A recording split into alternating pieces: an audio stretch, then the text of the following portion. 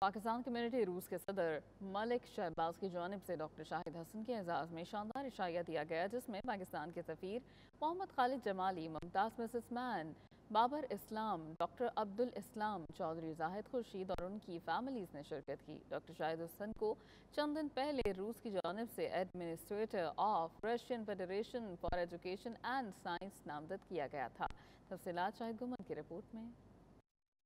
Pakistan community روس کے صدر ملک شہباز کی جانب سے ڈاکٹر شاہد حسن کے اعزاز میں شاندار عشائیہ دیا گیا، جس میں پاکستان کے سفیر محمد خالد جمالی، ممتاز بزنس مین بابر اسلام، ڈاکٹر عبدالاسلام، چودھری زاہد خورشید اور ان کی فیملیز نے شرکت کی۔ ڈاکٹر شاہد حسن کو چند دن پہلے روس کی جانب سے ambassador of Russian Federation for education and sciences نامزد کیا گیا۔ سفیر پاکستان محمد خالد جمالی نے ڈاکٹر شاہد حسن کو مبارکباد پیش کرتے ہوئے کہا کہ ہمیں خوشی ہے کہ ڈاکٹر شاہد حسن نے پاک روس تعلقات کی بہتری کے لیے بھرپور محنت کی ہے اور پاکستان کا نام روشن کیا، اور ان کی اسی محنت اور جدوجہد کی بدولت روسی حکومت نے انہیں اس عہدے سے نوازا ہے۔ ڈاکٹر شاہد حسن نے کہا کہ ایجوکیشن اور سائنس کا ایمبیسیڈر بنانے پر میں روسی حکومت کا بے حد ممنون ہوں، اور انشاءاللہ پاکستان اور روس کے درمیان تعلیم اور سائنس کے شعبوں میں ترقی کے لیے اپنا بھرپور کردار ادا کروں گا۔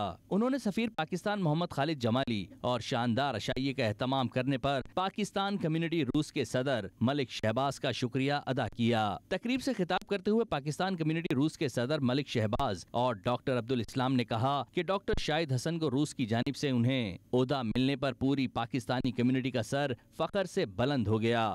جو آپ کو آنرری ایمبیسڈر کا جو ایوارڈ ملا ہے، یہ پاکستان کے لیے، ہم رشین سب کے لیے بہت ہی فخر کا باعث ہے۔ عشائیے کی تقریب سے خطاب کرتے ہوئے بابر اسلام، چودھری زاہد خورشید اور سینئر صحافی شاہد گھمن نے doctor Shahid Hasan ambassador of Russian Federation for education and sciences بننے پر مبارکباد پیش کرتے ہوئے کہا کہ ڈاکٹر شاہد حسن پاکستانی کمیونٹی کا فخر ہیں، اور ہم امید کرتے ہیں کہ ڈاکٹر شاہد پاکستانی طلبہ کو روس میں تعلیم حاصل کرانے کے لیے بہترین مواقع میسر کرائیں گے۔ عشائیے میں مہمانوں کی پاکستانی کھانوں سے تواضع کی گئی۔ شاہد گھمن، 92 نیوز، ماسکو۔